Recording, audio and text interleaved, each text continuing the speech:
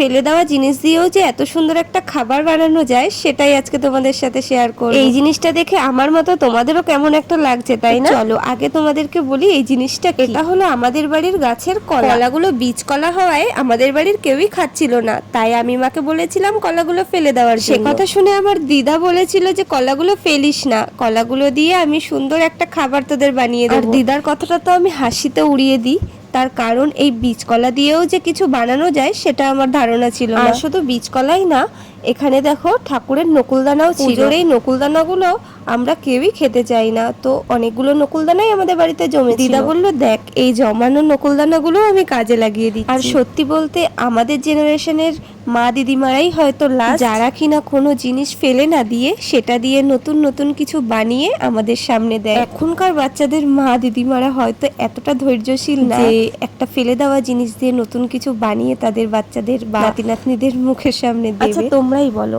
আমরা যখন মা দিদিমা হব আমাদের কি এতটা ধৈর্য হবে যে একটা ফেলে দেওয়া জিনিস দিয়ে কিছু বানিয়ে আমাদের বাচ্চাদের দেব? আমরা যদি মুখে হ্যাঁ বলি, তবুও এটাই বাস্তব যে এটা কখনোই সম্ভব, কারণ আমরা আমাদের মা দিদিমাদের মতো এতটা ধৈর্যশীল কখনোই হতে পারবো না। দেখো তোমাদের সাথে কথা বলতে বলতে কিভাবে রেসিপিটা করা হলো সেটা বলতেই আমি ভুলে গেছি। প্রথমে কলাগুলোকে একটা ঝুড়িতে ঘষে নিয়ে বীজগুলো ছাড়িয়ে নিয়ে, যেটার ভিডিও কিনা আমি তোমাদের সাথে শেয়ার করতে পারছি না কারণ তখন আমি ঘুমাচ্ছিলাম। তারপরে তার মধ্যে পরিমাণ মতো আটা, সামান্য একটু নুন আর সেই জমানো নকুলদানাগুলো দিয়ে ভালো করে মেখে ডুবো তেলে ভাজতে হবে। আর এর মধ্যে তোমরা চাইলে একটু সুজিও দিতে পারো, কারণ সুজিটা দিলে জিনিসটা একটু মুচমুচে হবে। ভাইকে দিদা সুজি আনতে বলেছিল কিন্তু ভাইয়ের মনে ছিল না, তাই আর সুজিটা দেওয়া হয়নি। যাই হোক, আমার দিদার এই ফেলে দেওয়া জিনিস দিয়ে রেসিপিটা তোমাদের কেমন লাগলো অবশ্যই কিন্তু কমেন্ট করে জানিও। আর যদি সত্যি ভালো লেগে থাকে তাহলে একবার হলেও বাড়িতে অবশ্যই ট্রাই করো। আমি কথা দিচ্ছি দারুণ লাগবে খেতে। এই দেখো